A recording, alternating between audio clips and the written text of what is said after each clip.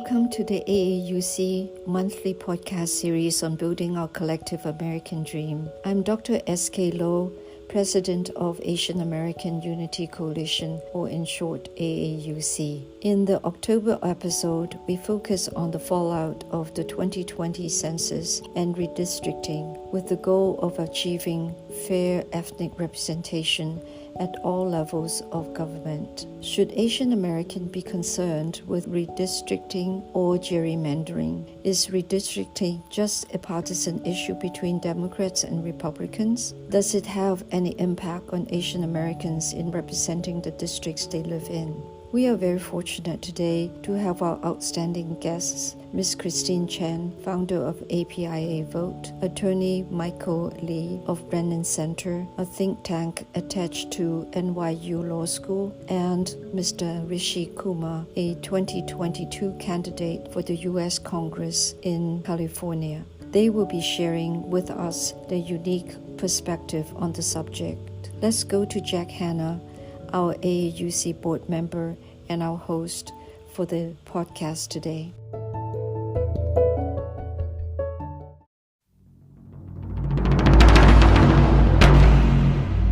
Welcome, Christine Chen, to AAUC's podcast series. Today's episode concerns the census and reapportionment. Your group has been very active with regard to this effort, and APIAVote was involved with the 2010 census. What contrasts, similarities, and differences do you find between the reapportionment process that occurred in 2010 compared to 2020?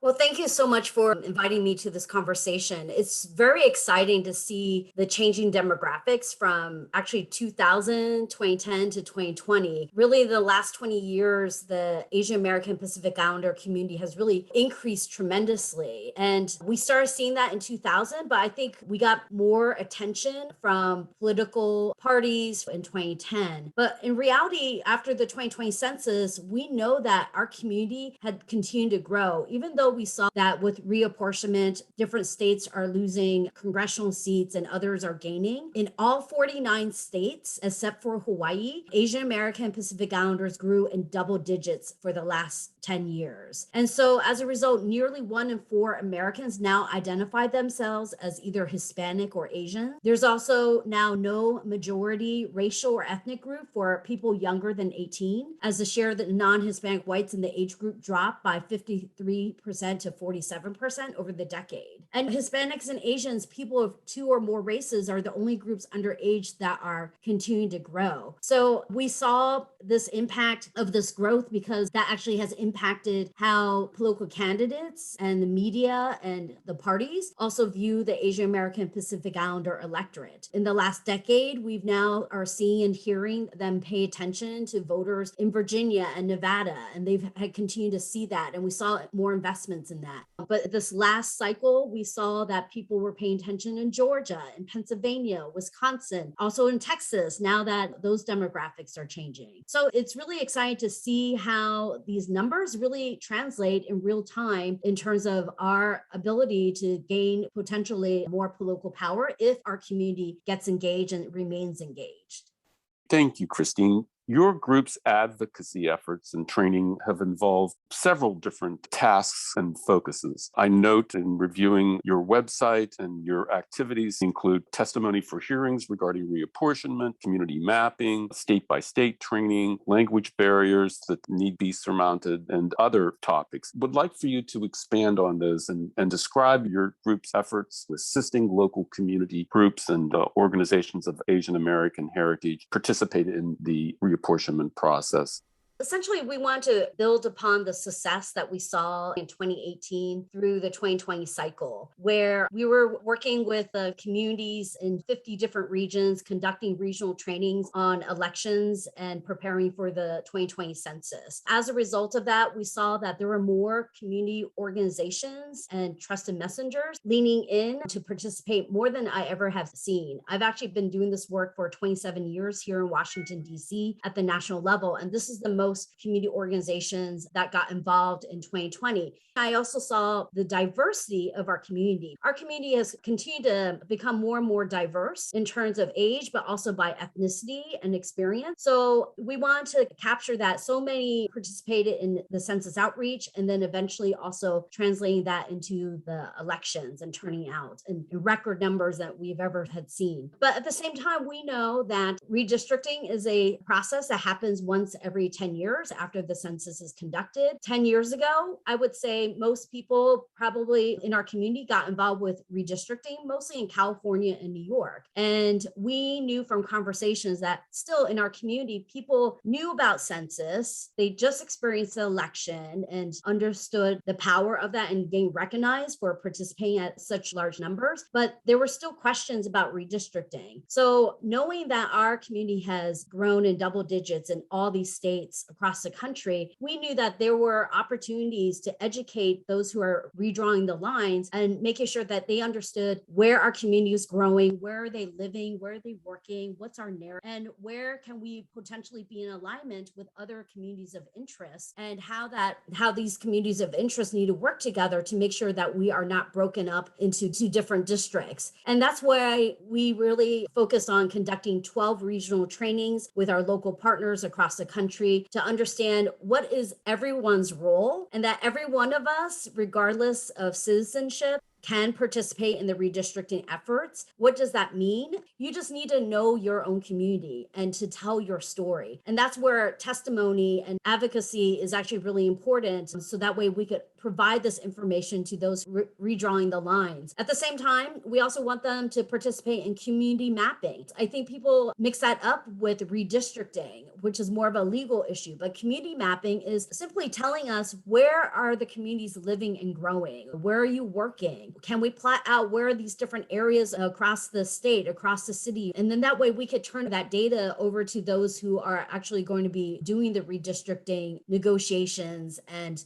where you actually need to have more legal assistance and expertise and data analysis. The other role that we have is also encouraging our communities that may have different language capabilities to ensure that they are empowered to be able to provide testimony and participate, even if they have language barriers. So that's where we really rely on local partners to provide language assistance, or to ensure that individuals can also testify in language as well. And then lastly, with all these efforts, making sure that the API community that's engaged in this process is actually plugged into the local coalitions. So that way we're not working in silo, but we're working with other communities of color, other communities of interest to really move forward in ensuring that we have proper representation. Christine, the reapportionment process in redesigning the legislative districts has a huge political consequence. How do you think reapportionment relates to civil rights with regard to the general populace and to Asian Americans specifically? I will go ahead and reflect back in terms of what we also learned just from the 2010 process. So for the longest time in New York State, we never had an Asian American or Pacific Islander member of Congress. And people were always wondering, especially in New York City, why were there not many APIs running for office and winning their election? After the 2010 census, the New York community got together and actually was very involved with the redistricting process. They saw the community's needs kept whole were actually done so. And as a result, one of the great outcomes is that Congresswoman Grace Meng became the first member of Congress elected that was of Asian descent. And then since then, even in this most recent New York primary, you're seeing that more API candidates are actually getting through and being elected. So we need to recognize that the redistricting process is actually very important for us to be engaged in, and it impacts us for over 10 years. And by coming together, we're fighting for the future for our children, good schools, good jobs, healthcare for our communities, because it goes back to how can we influence and making sure that our elected officials are accountable to that particular constituent. My last question, what trends are you seeing that may improve or create challenges to Asian Americans' participation on the reapportionment process?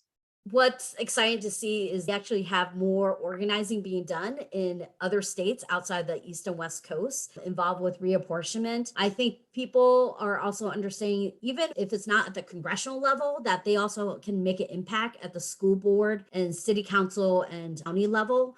One great example is that this past 18 months with the pandemic and the rise of anti-Asian violence, we've seen the community actually understand the importance of elected officials and voting. And we've seen that many are looking at solutions for how do we stop Asian hate? Well, part of it is I've heard people say we need to advocate, but we need to make sure that these people maintain and become regular voters. Studies have shown that if we could get a voter to vote 3 times in a row, they will become a lifetime voter. So we're trying to make sure that the voters that turned out in 2020 turn out this time and then turn out again in the 2022 election cycle for the midterms. And as a result, elected officials, candidates, political parties need to pay attention to these active voters that come out every single year. The other trend that we're seeing is that in 2020, 3 out of 4 Asian American voters voted early or by mail. That's actually larger than any other ethnic community. And so it really was more about educating our community about the process. And as a result, I think because of the fear of coming out, because of the pandemic and the rise of anti-Asian violence, also the comfort level of being able to be at home, to be able to talk to your family members and friends, to get language assistance. Christine, it's a very impressive description that you provide us with the work that you and your organization is doing. So thank you for joining us and keep up the great work. Thank you. Welcome, Michael Lee. Thank you for joining AAUC's podcast series, Building Our Collective American Dream, and today's episode is on the Census and Reapportionment. You are Senior Counsel at the Brennan Center's Democracy Program. What does it and you do there?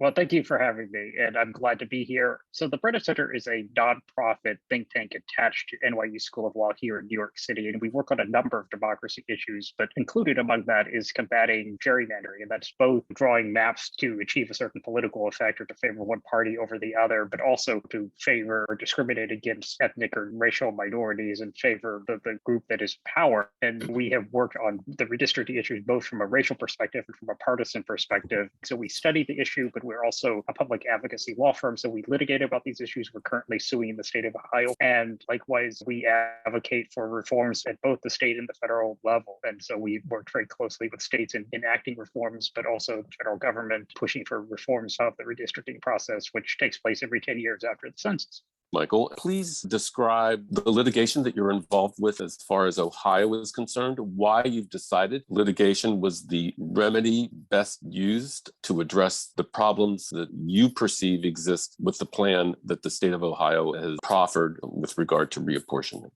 In Ohio, we sued representing Black and Muslim groups in Ohio on the grounds that the maps that were passed by the Ohio legislature really create a durable Republican supermajority in a state that is not anywhere close to being a supermajority state. So Ohio is close to being a 50-50 state. It leans slightly Republican, but under the maps that were drawn, Republican, a supermajority in the legislature, which that is not what Ohio looks like. And really what happened is a lot of the discriminatory partisan effect was achieved by targeting communities of color. In other words, dividing up the Muslim communities in the state, dividing up the Black communities in the state, or packing them together. And so we filed suit in Ohio to ask that the maps be redrawn, and that case is pending in the Ohio Supreme Court. It's one of the earlier suits that has been filed in this round of redistricting, but there will be many more around the country filed by us and by others, because there's one thing about America is we draw maps every 10 years and we litigate about maps every 10 years. And so there will be litigation, in some cases lasting almost all of the decade. But this is one of the first suits because Ohio really drew a map that is way more aggressive than we've ever seen in Ohio. Michael, correct me if I'm mistaken, but isn't there also another layer to the process and the manner by which Ohio has designed its maps? There was legislation that was passed over the past few years that changed what the criteria is, unless I'm mistaken. And there's a question as to whether it was implemented and applied in this particular process. Is that correct? That's a great question, Jack. And you're absolutely right. Ohio voters in 2015 passed a constitutional amendment that, among other things, banned maps from over favoring one party or the other and achieved proportionality, something that looks like the statewide preferences of Ohio voters. Basically, the commission, which is not evenly divided. So this is a commission that has 5 Republicans and 2 Democrats because of the way it's structured, which may itself be the root of some of this problem. But this commission, which is 5 Republicans, 2 Democrats, ignored the constitutional requirements. You won 13 of those statewide races. And as a result of winning 13 of the 16, up to 81% of the seats would be Republican. And that's just crazy. Thank you, Michael. One other topic that I wanted you to discuss is you practiced in Texas before joining the Brennan Center. And Texas has a history of being very actively engaged politically as far as reapportionment is concerned. Their plan 20 years ago was in litigation for several years, and would like for you to comment on that. So Texas is in the process of redrawing its maps. And in Texas, it's a great example because communities of color accounted for 95% of the state's population growth last decade, with Latinos accounting for about half, Black communities and Asian communities accounting for the rest. And yet the state has drawn maps that don't create any new opportunities for communities of color at all. And instead, in some places, it goes backwards, reduces the number of opportunities for communities of color to be able to elect candidates, including in very diverse multiracial suburbs like Fort Bend County outside of Houston. Fort Bend County is where Tom DeLay was from. And in 1990, Fort Bend County, 90% white. It's only 32% white today. I was talking to somebody the other day who talks about how high schools in Fort Bend County are about 25% white, 25% Black, 25% Latino, 25% Asian. It's a very diverse place where multiracial coalitions have had a lot of success electing or coming close to electing candidates. And yet the congressional district that historically has covered Fort Bend County has been dismantled and extended into rural areas. And you see, in similarly, communities of color are packed into districts in Houston, and that really destroys a coalitional opportunity for communities of color. And you see similar things like that play out in all of the Texas maps at all levels of government as they're being redrawn. And it's really quite brazen how discriminatory they are. Likewise, in the Dallas-Fort Worth area, there are more Latinos in the Dallas-Fort Worth area than the entire state of Colorado, and yet there is not a Latino state Senate district, there's not a Latino congressional district, and they didn't even try to create one. And so these maps are discriminatory at a whole lot of levels.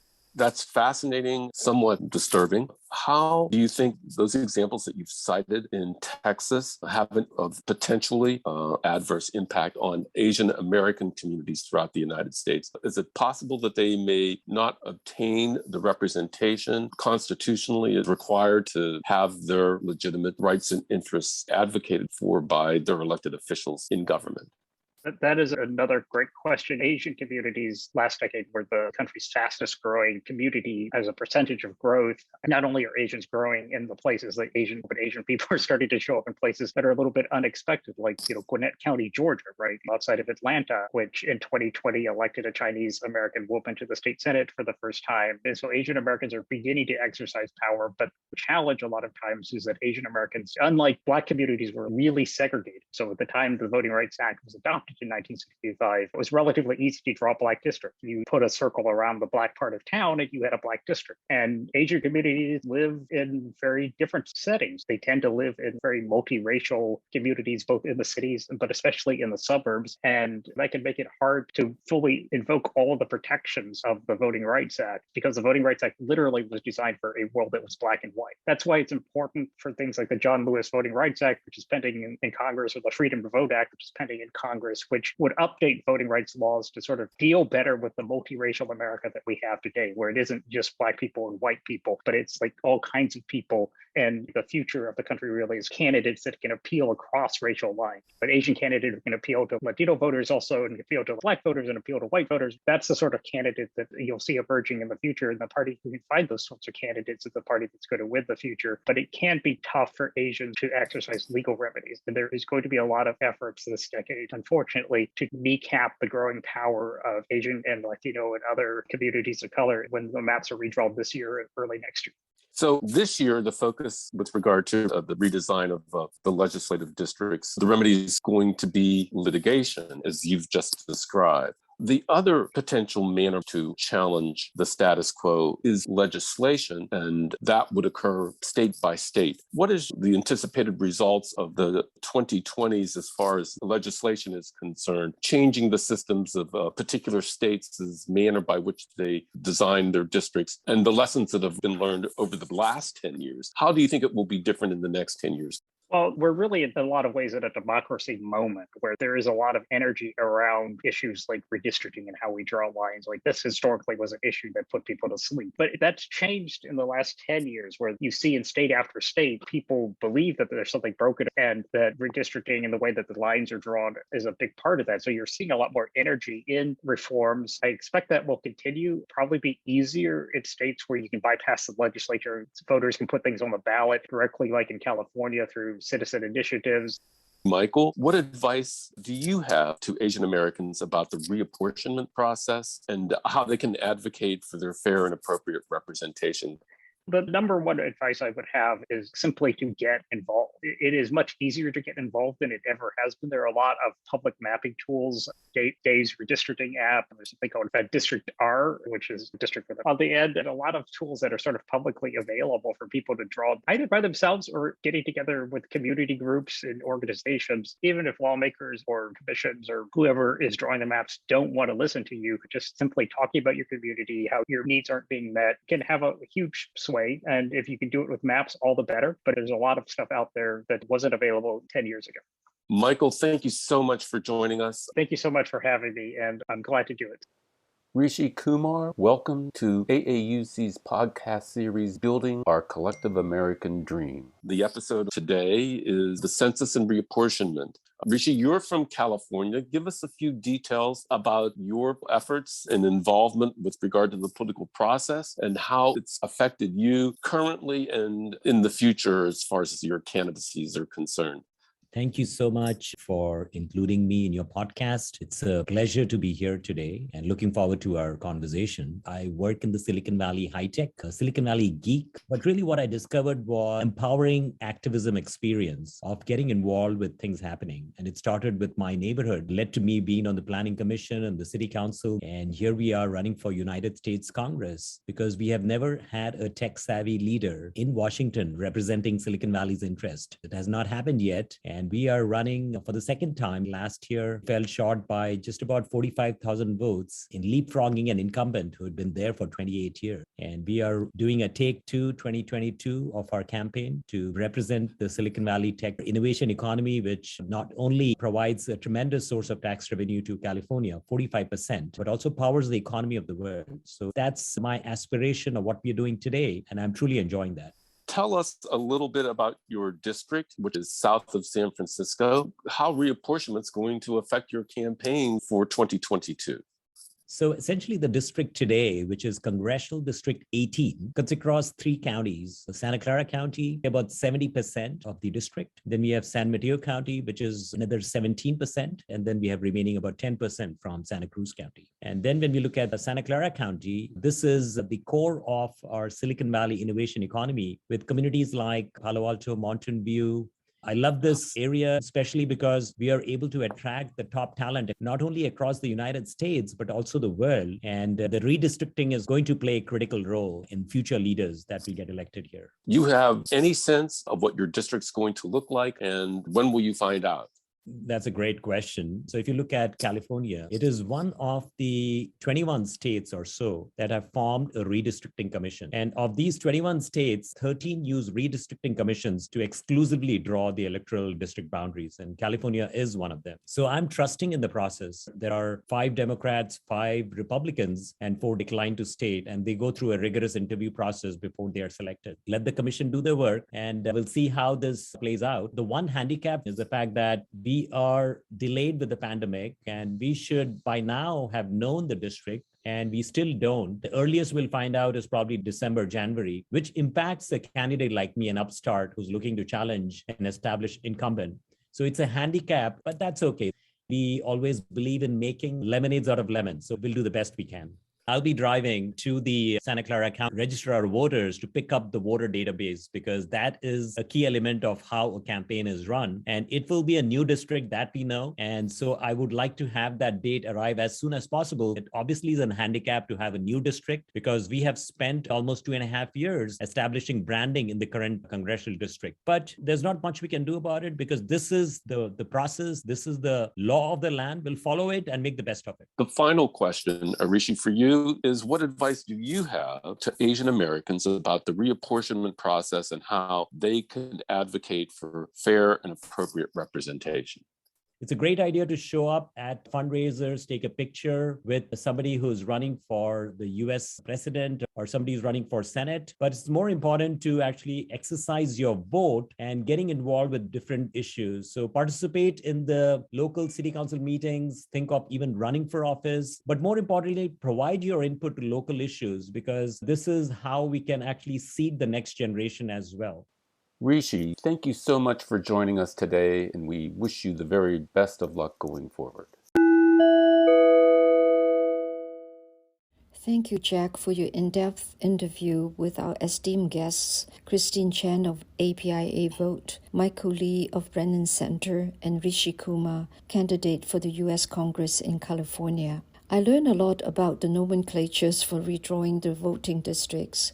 It's called redistricting or reapportionment or gerrymandering. After listening to your fascinating conversation with the subject matter experts and political candidate, my main takeaways are redistricting or gerrymandering is not a political party power manipulation. It affects the fairness of representation of those residents in a particular district. Asian American being the fastest growing population in the U.S. and distributed now across different states, together with the Latino population constitute about a quarter of the population in the U.S. They should be represented more widely at all levels of government. Examples of unfairness in the past include in cities like Queens in New York, a high population of Asians do not even have an API representative in Congress for the longest time. It's because the district was so cut up that Asians do not have a majority representation in any of the voting districts. To exercise political power, Asian Americans need to exercise their voting power. Keeping a high voting record will maintain and demand the attention of the elected officials. Asian Americans need to learn more about why their voice is not being represented. Nowadays, there's a lot of apps that is very easy to find out what voting district you are in and the constituents who live in that district. Asian American can support other civic organizations in providing stories and documents on how their district should be divided so that they have a fair representation at all levels of government. The AAUC podcast is supported by our active individual and organization members. For more information about AAUC, please go to our website, asamunitycoalition.org. To learn more about voting rights, please go to APIAVote.com. Thank you for listening to our AAUC podcast series on building our collective American dream. Please subscribe and comment on our podcast, and do tune in to our next podcast on the last Sunday of each month at 8 p.m. Eastern Time. The topic will be on ethnic media and its roles, aspirations, and their impact on building our collective American dream.